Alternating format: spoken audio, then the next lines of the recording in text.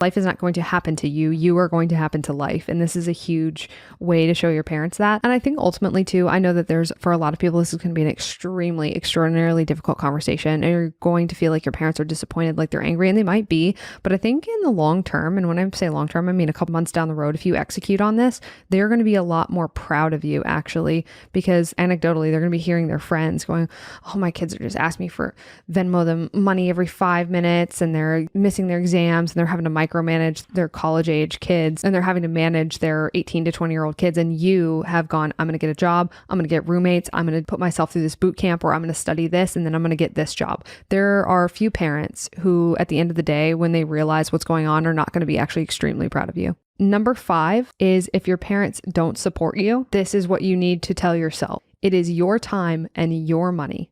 If they are also contributing, just understand that you are borrowing from future you. That includes borrowing from your parents' future. If your parents are not independently wealthy, then they may be borrowing from their retirement accounts or from their house or apartment if they own one. That is a very real thing that is happening to a lot of families in the country. It is okay if they don't agree with you leaving college.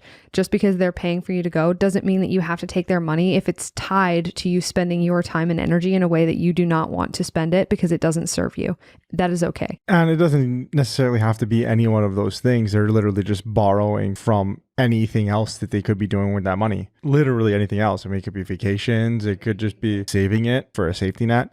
Literally anything. You're literally borrowing from your future self. And you are going way in the hole for something that you don't want to do anyway. If you're listening to this and you're like, yeah, this is me. Well, what are you doing there? Yeah, stop. You are in control of what happens to you. Okay, number 6 is get a job and self-study or pay for your educational option in your spare time. This is so key because getting a job will help you to, 1, get work experience, put it in your resume. 2, you need to fill your time well, and working, even if it's a minimum wage job, is a good way to do that because you're getting some experience. This is something that I saw on TikTok. I saw somebody who was young. I think he was Gen Z. I think he was probably 19. He was talking to millennials. He's talking to people our age. He's like, you have to get roommates, and you guys didn't have to do that. And I almost spit out. I was drinking coffee and I almost snorted it out of my nose.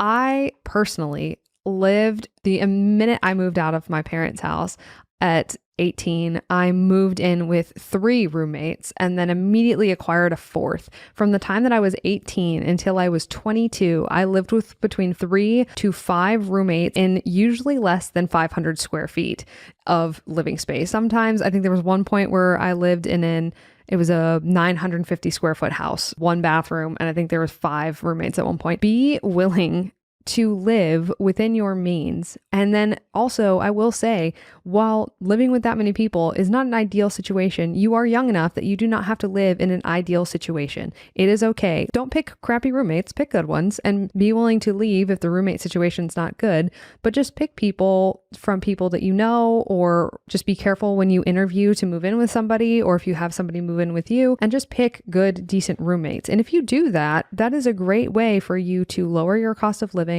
not be completely lonely also, so somebody knows where you are, especially if you move to a place you don't live. But having roommates is the answer. People have done that for a very long time. People act like roommates are a recent development, but if you go back even to like the 1960s, 1950s, young people still lived with roommates. When they moved to large cities where rents were expensive, they lived with roommates, or they lived with family members. There was a lot of people. It's just how it was. And so acting like roommates are not a thing is very silly. I would say for the get a job portion of it, and then do the free option in your spare time, that is definitely doable. The holy grail here is to get a job in that industry. That is really what you want to do.